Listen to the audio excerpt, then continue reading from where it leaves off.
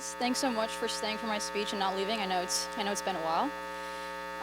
Okay, I want to start off by involving all of you guys. So raise your hand if in the past few months you've had relatively little amount of stress, like once in the past couple months or like once a month.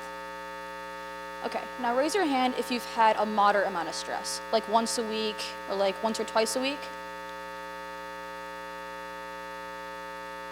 Now raise your hand if in the past few months you've had an insane amount of stress. Yeah, I know I have. To be exact, 96%. That's the number of teenagers in the status quo who feel like a lot of stress in their lives, according to a Pew Research study that was done in September of last year. And this stress has only been on the rise. In fact, the New York Times writes that in the past decade, stress has become the #1 reason that teenagers seek counseling services. And in the past 5 years alone, stress has increased over 80% for all of high schoolers. You're probably wondering, where does all this stress actually come from? It comes from many different directions. Let's take student athletes, for example. According to The Atlantic in 2019, high school sports have started to copy the intensity and the training methods of college sports. While getting a C on a test might inflict some fear for us, or for other students, striking out or fumbling the ball or missing a free throw puts a lot of fear for student athletes. In fact, sports psychologist Marshall Mintz says that stress among high school student athletes has gone up 10% in the past 5 years alone. And that's why USA Today finds in 2019 that 83% of today's high school student athletes are stressed balancing homework, their sport, sleep, and being with friends. Now, athletes and other students alike experience this next form of stress that I'm going to talk about, and that is social stress. According to Washington Post, in today's social media landscape, high schoolers have an insane amount of pressure for their social media presence and keeping up with digital trends.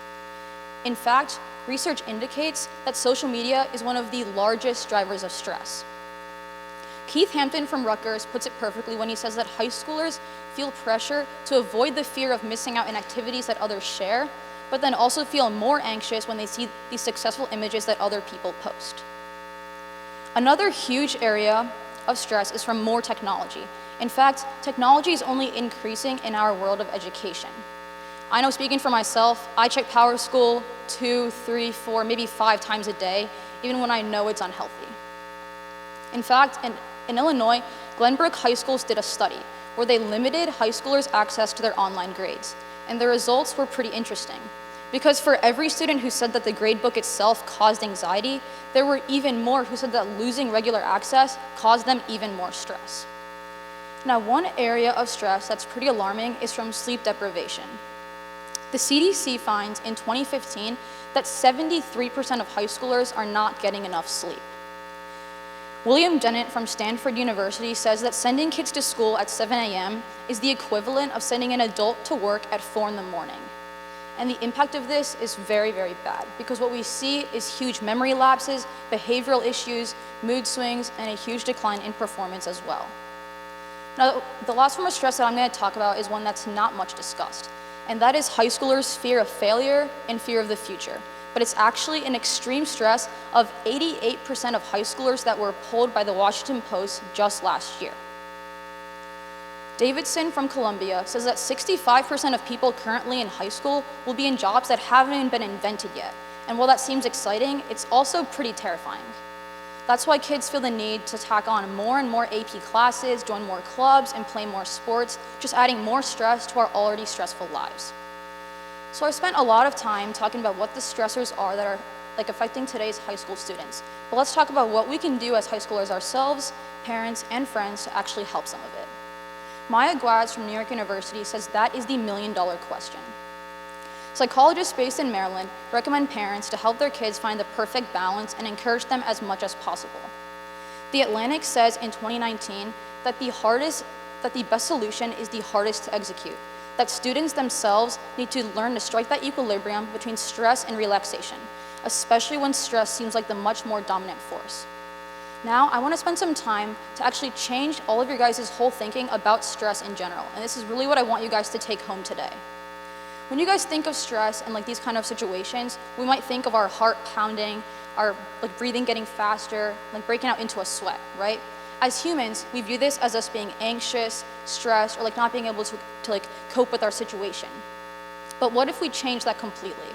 What if we saw these responses as our body getting ready to rise to a challenge, or getting ready to accomplish our goal?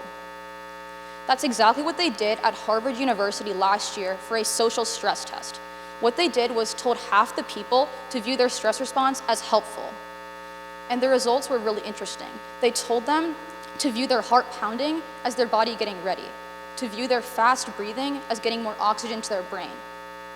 The people who were told to view their stress response as helpful were statistically 50% more confident, showed no signs of stress and no signs of anxiety. But what's even more shocking is their physical response. Their blood vessels, instead of tightening up, stayed relaxed. And that's what happens in moments of joy, courage, and happiness. Just thinking differently could be the difference between a stress-induced stroke before the age of 35 and living well into your 80s and 90s. The next time any one of you who raised your hands at the start of my speech feels stressed, try to think of this as your body rising to the challenge, because your body will listen and you'll feel happier and healthier. Don't let stress stand for someone trying to repair every situation solo. Thank you.